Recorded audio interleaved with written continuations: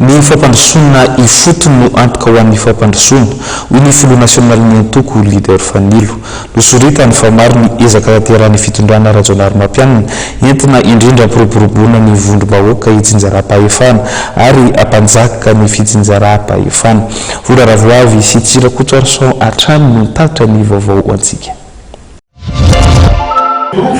Amin'ny alalan'ireo volavolan-dalàna izay efa nandalo ny dininy ary nanaovana fankatoavana tao amin'ny antenimieram-pirenena efa misy anankiroa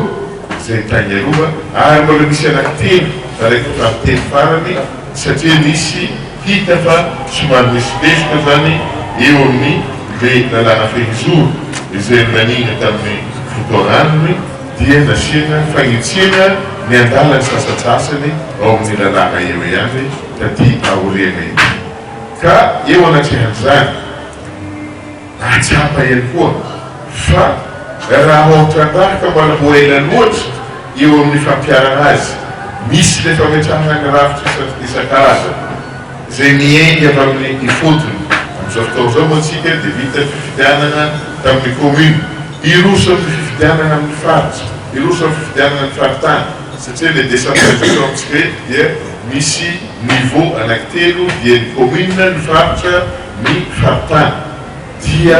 iroso amin'izay fifidianana zay dia mbola fampandraisana anjara ny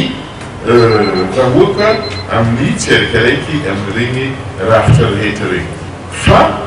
mampatonga an'izany ihany koa dia angamba herinareo fa napetraka ny comité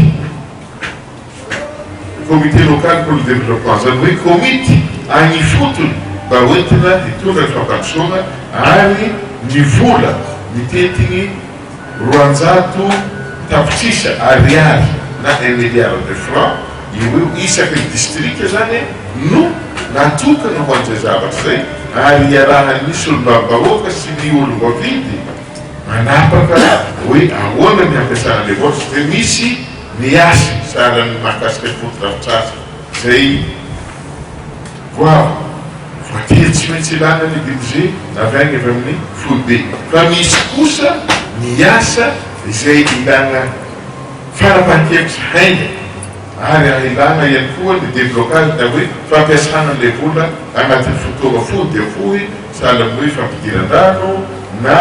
lalana